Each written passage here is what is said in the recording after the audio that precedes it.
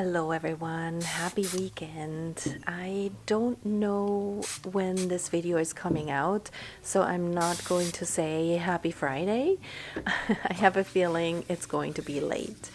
But anyway, I am so glad you're here. Thank you for joining me in today's video. Well, this week was a little bit crazy. I decided to rearrange my whole studio and upgrade it a little bit, and I do have a video coming out on that if you are interested. I don't know exactly when it's coming out, but it will be soon.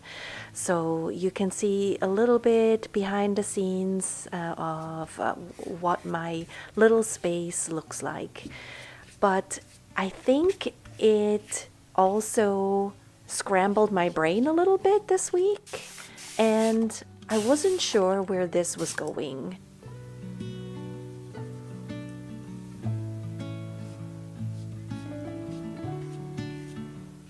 I want to play around with different things. I get very comfortable in one style and then I do it a lot, and then when I feel like it's time to move on, I feel like a fish out of water.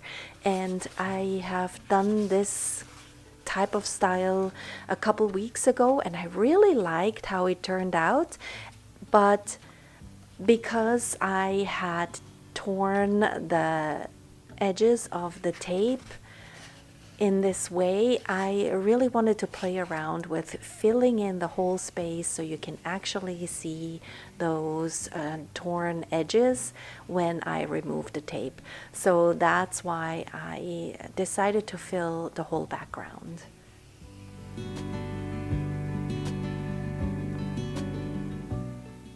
When I try something new, I like to stick to colors and styles that I like, just to get over that first hump of putting something down on the paper.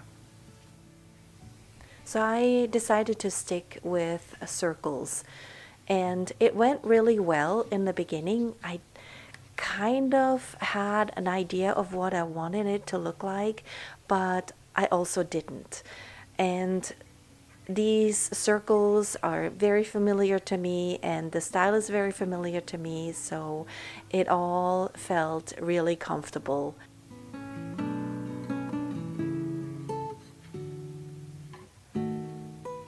At this point, I knew this was just going to be the background. I deliberately didn't want to decorate it in the same way that I have done this style.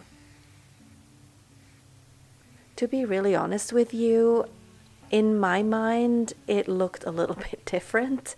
I don't know how to explain it, but you know when you have a vision, but then you start and your brain just takes over and does what it feels comfortable doing, and then you look at it and you're like, well, it looks nice, but it's not really what I had in mind.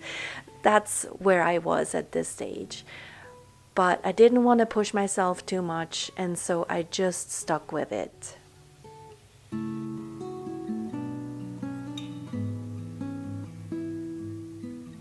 The colors that I used for the background and the top layer were Quin Pink, Quin Purple by Daniel Smith, and then the Quin Gold by Vinci. And everything else that I am using, I always try to list in the description box below in case you want to look at it.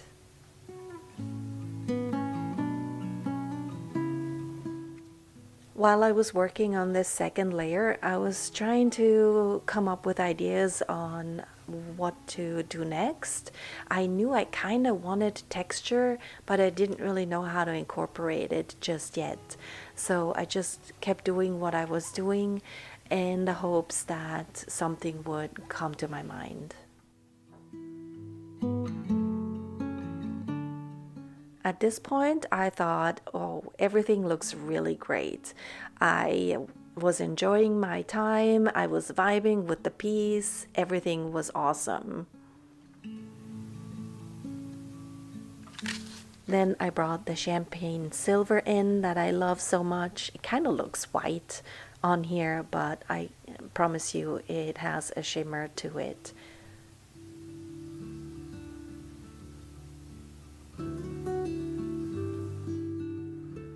I realized there was a fine line between doing too much and doing enough, so I kind of just stuck with a similar theme for this layer.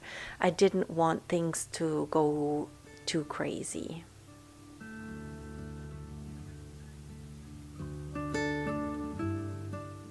Revisiting this project by watching it back and putting the voiceover over it is really helpful to me. So thank you for allowing me to babble through my process, because I am just very insecure. I want to try so bad new things, but I'm also feeling very, very vulnerable showing you and talking through these steps.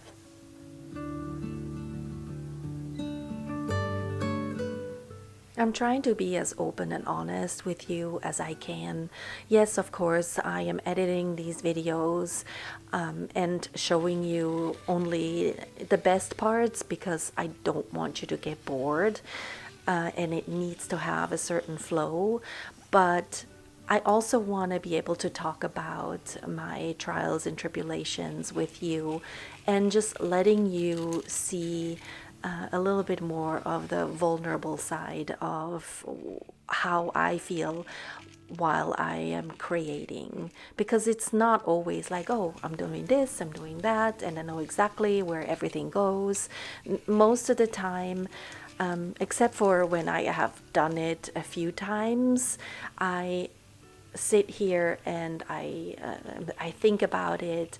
Sometimes I don't continue a piece because it's not speaking to me, and I have started and stopped about 3 or 4 this week alone. And so then, instead of bringing in my fine liner pens, I have been exploring the Dr. P.H. Martin's waterproof India ink and this pen. And I like it, but I am not used to it. And so those harsh black lines were a little bit out of place, and I tried to cover it up a little bit in the end just because I wasn't feeling it, the harshness of the black, but I also really like working with it. So I don't know how to proceed from here on with this ink. I did try and use the finest nib that I have, but it was still quite a lot. Maybe I'm just not used to it. Maybe I will try and use the sepia color instead next time. The white Posca pen is a great addition. However, I did have to go over all of those lines a few times for them to show up. That paper just sucks everything in and barely leaves a mark. So I did about 3 layers of that on this paper.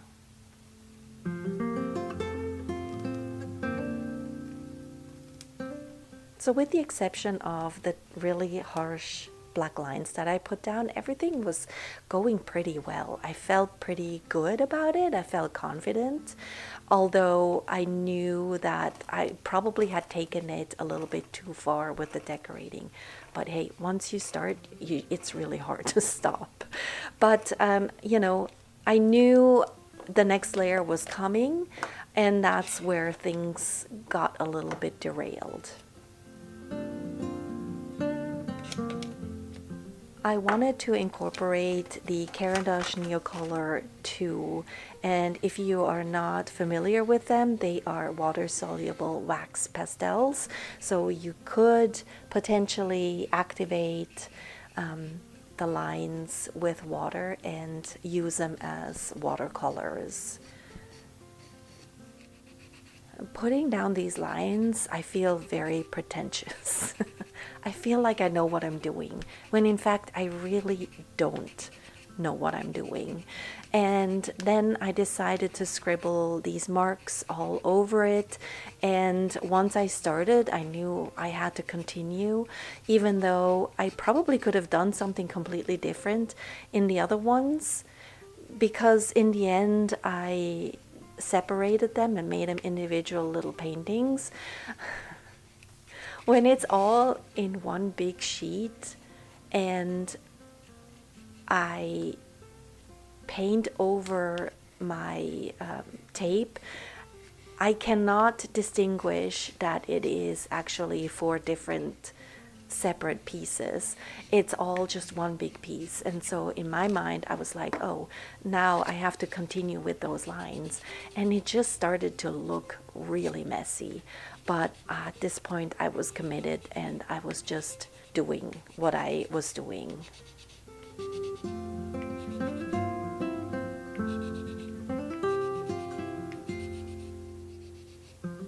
I was thinking to myself, okay, I'm not loving this, but at this point I am not starting over.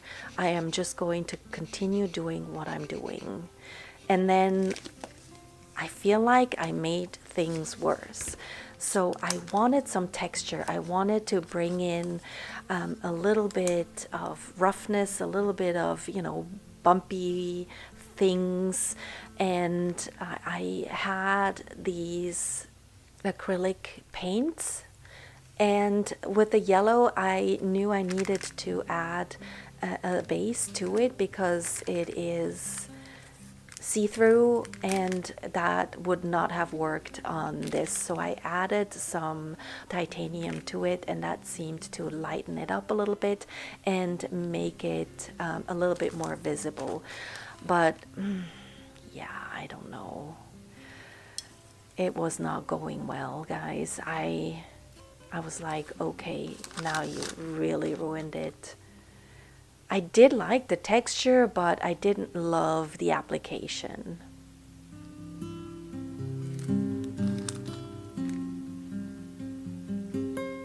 And then I remembered that I have a stencil that I really like, that I've used in the past. And so I brought the stencil out, and because I am me and I can't wait for things to dry, I decided that I needed to protect what I had just put down and just shield my yellow dots a little bit. And this is why I put the tape over that area so that the stencil doesn't hit it. And I'm using a makeup sponge to apply the pink and orange. And while I love the stencil and the 2 colors together, I didn't love the outcome. It just didn't work for me.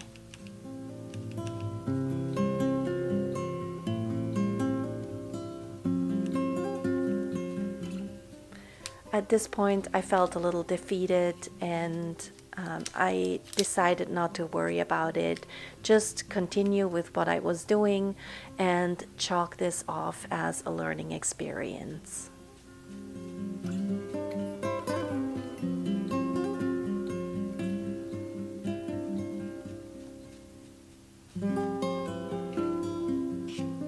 I love the stencil, and as you can see I've used it many times, but yeah, it just didn't work on this piece.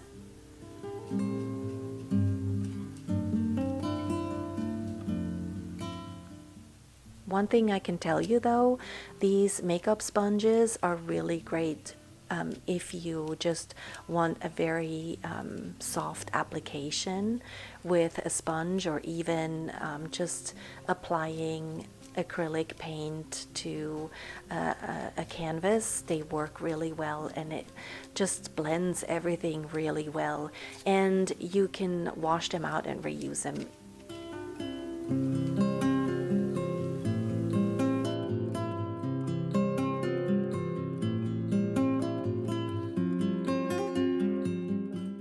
Did you notice I didn't care anymore about the yellow splotches being messed up. Yeah, that's where I was at the end. It turned out okay, but anyway. Look at this jungle. What in the world is happening on this page? So, very overwhelming. Way too much on it. And so I decided, you know what? I'm just gonna take off the tape and see if it makes a difference. And sure enough, peeling off the tape made a huge difference in how everything looked to me. And I was really happy that I felt a lot better about it. Is it great? No. I think there is a lot of room for improvement, but it's a great first step and I learned a lot. And looking at them individually made me feel so much better about it.